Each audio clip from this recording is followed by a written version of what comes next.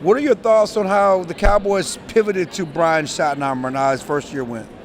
I mean, it was up and down. I think that, Shoddy would be the first one to say that. Just, listen, there was a lot of stuff, as you know well, Clarence, that happened last season, from the all off-season Micah Parsons drama to trading your best player right before the season. They really didn't even have the personnel in place until around mid-season for a scheme that ultimately now they're kind of pivoting away from, moving on from Matt Eberflus and hiring Christian Parker. I don't know if you've gotten to meet Christian yet. Not yet. Super sharp young dude. He was in Denver. That's where I first met him. Obviously, he spent time with the Eagles. He's trained under Vic Fangio.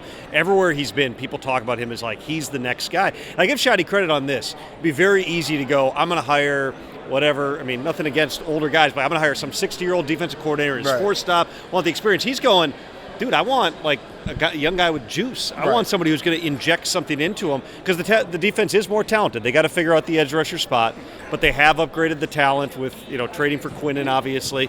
In the interior. You got to figure out the corners. Yeah, you got to figure out the pass rushers. I'm well aware. They got some linebackers. They need help in a few places. You do have more players here. Christian is going to bring in a very distinct attitude. He's going to bring in a great expertise. I would imagine running a very similar style of defense to what you've seen the Eagles run even last year to win the Super Bowl. How about Jerry allowing Brian to really run this defense coordinator hire process, everything else? Because Jerry's the one who brought in Matt Eberflus. We know that, right? Mm-hmm. Yeah. Even though he runs Venezuela, if you remember that quote. Yeah, I mean, that's Jerry. But he stepped back and allowed Brian to do this. Is this a signal of the Cowboys maybe doing things a different way to get a different result? It's a great question. It's tough to say the dynamics. I mean, Jerry's at kind of a different phase. I know he still goes on business and on football. Right. But it makes sense. Flus was his guy. He'd been there for, a decade or so as an assistant coach, and bringing him back. I thought that Shotty, like the names that he interviewed, they came from different backgrounds, different schemes, but it was like the right mix of guys. Right. Even some of the young guys that they interviewed, the Ephraim Bandas of the world, who are like up and coming, like he had the right names in that mix. And again, I think that even though there's a risk involved anytime you're hiring a first-time play caller, like that was clearly a Shotty move. Right. Like to hire, we're going to do the young guy who's got a lot of upside here. I think Christian will be really good. Just going back just a year ago, Dallas gets rid of Luka, the Mavericks, then they get rid of Micah. What is going on getting rid of these generational type players? Can the Cowboys, and we saw it happen with Oakland with the Raiders when they got rid of a generational type pass rush we thought at the time. They never really replaced him. And Jerry's banking on them replacing him with all these draft picks and making up for Micah. Micah's on a Hall of Fame track. I would just say, I think that there's almost a generational gap in terms of, you've covered this league a long time. Yeah. I started covering it in 2003. You didn't have trades like this. They just didn't happen. Maybe once in a blue moon, but now you have like 8 to 10 bananas trades a year. And it seems like you're understanding, yes, everybody wants to be draft and develop and get guys in the program and grow with them and pay your own guys. That's not everybody's journey. Or there might be, you're doing a really good job of that, like the Packers, who for years have been a draft and develop program, but they're like, you know what?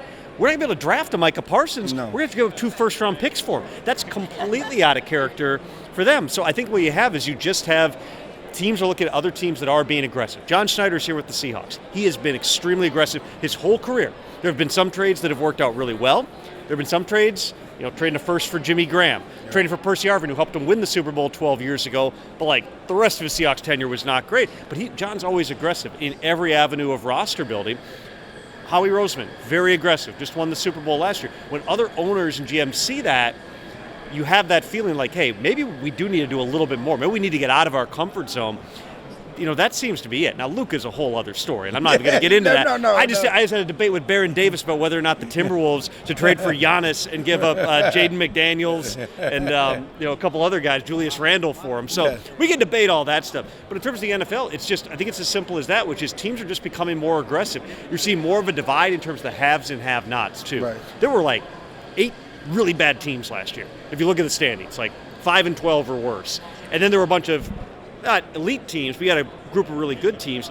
There's more of that. I don't think that it's ever going to be on the macro level of the NBA, some team going and winning 9 games and, but having 15 first-round picks in the future. But you are seeing more of teams saying, all right, we have our window here.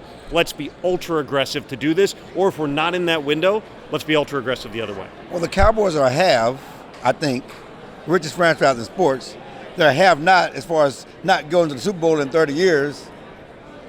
If Jerry could spend $1 billion a year on his roster, he probably would. He wouldn't spend it on the coaches, but he'd spend it on the roster if he could. Keep saying that. I'll spend whatever. If he could. Well, do it. Be aggressive in free agency. Sign some guys. It's a salary cap league.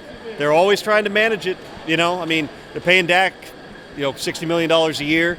You're paying CD a ton of money. Now you got to figure out what to do with Pickens. That's the biggest decision in the offseason. I would anticipate he gets tagged, and we'll see if Jerry decides to know David Mulugeta's phone number this time around and try to get something done.